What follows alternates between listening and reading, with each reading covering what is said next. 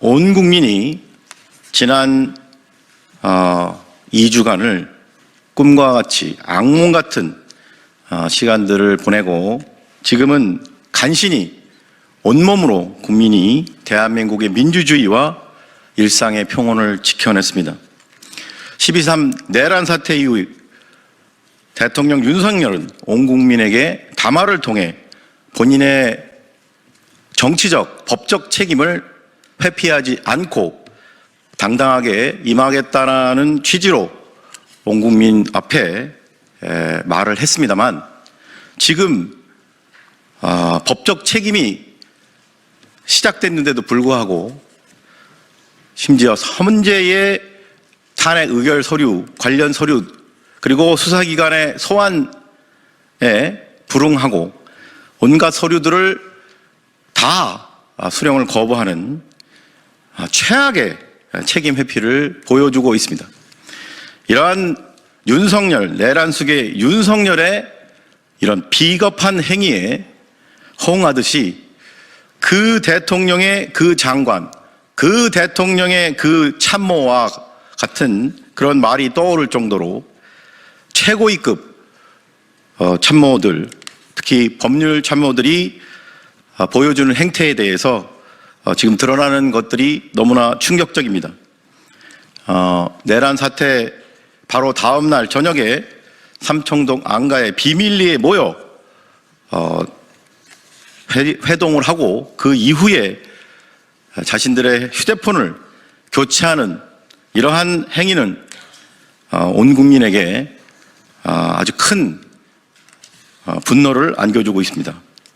이에 금일 하사행에서는 12월 4일 삼청동 안가 대책회의에 참가한 4인방 그 외에도 지금 있는 것으로 추정되는데 가장 책임이 큰 4인에 대해 증거인멸 및 내란 방조죄 혐의 공수처 고발을 하기에 이르렀습니다. 그러면 지금으로부터 12.4 삼청동 안가 대책회의 4인방에 대한 증거인멸 및 내란 방조죄 혐의 공수처 고발 기자회견문을 낭독하도록 하겠습니다. 기자회견문. 내란 공범 안가 4인방은 장관인가 잡범인가 내란숙의 윤석열을 비호할 목적의 증거인멸은 구속 사유다. 공수처는 내란 방조범 박성재, 이상민 등을 즉각 체포하라. 대통령 윤석열은 2024년 12월 3일 위헌위법한 비상계엄을 선포했습니다. 또한 군경을 동원하여 반헌법적이고 불법적인 비상계엄을 해제하려는 국회의원들의 국회 진입 자체를 막는 것은 물론 국회 본회의장에 이미 진입한 국회의원들을 강제로 끌어내라고 직접 지시하는 등 국헌을 문란시키고 내란 범죄 행위를 저질렀습니다. 2024년 12월 14일 국회에서는 내란 수괴가 된 대통령 윤석열에 대한 탄핵안이 가결되어 현재 헌법재판소에서 대통령 윤석열에 대한 탄핵 심판이 진행 중입니다.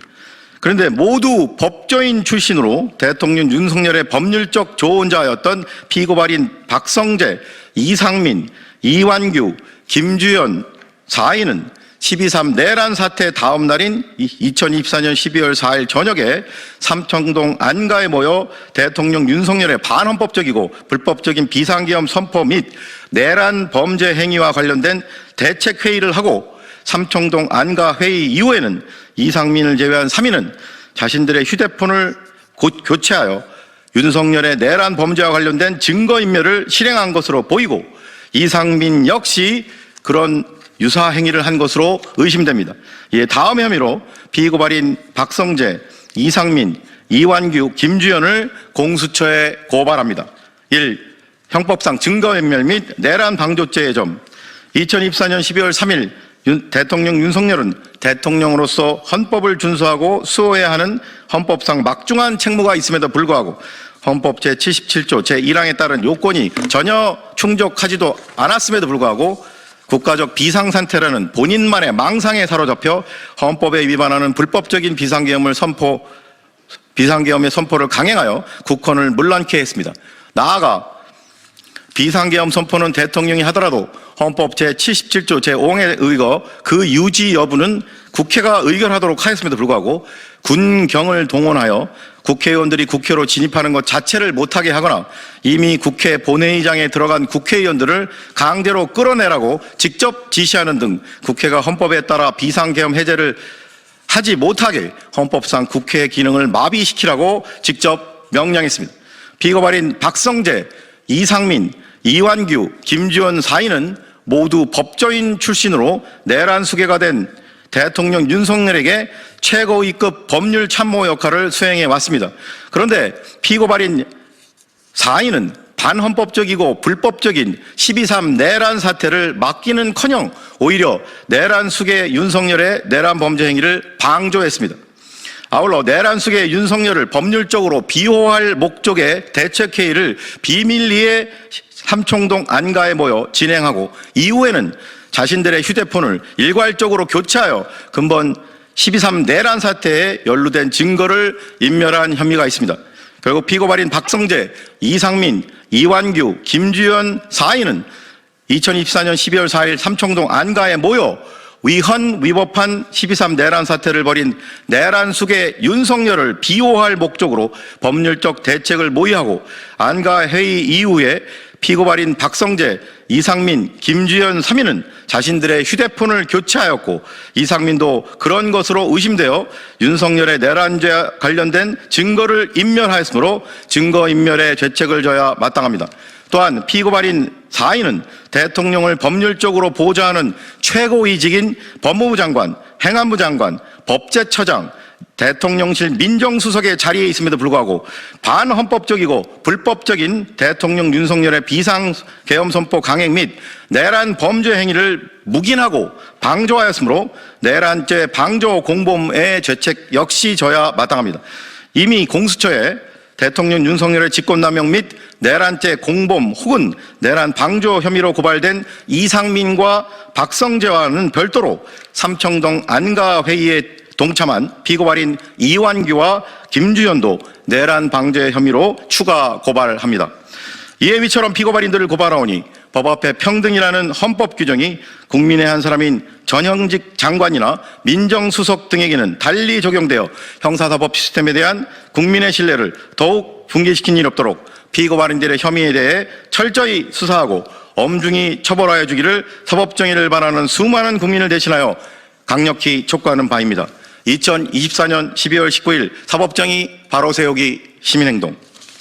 이상으로 기자회견 낭독을 마치고 한 가지 언론과 국민들에게 꼭 말씀드리고 싶은 사항이 있는데, 지난 법제사법위원회에서 법제처장 이완규는 본인의 휴대폰을 교체했냐는 질문에 자신이 범죄를 저질렀느냐라고 반문하면서 본인의 범죄 혐의가 없다라는 취지의 답변을 하였습니다.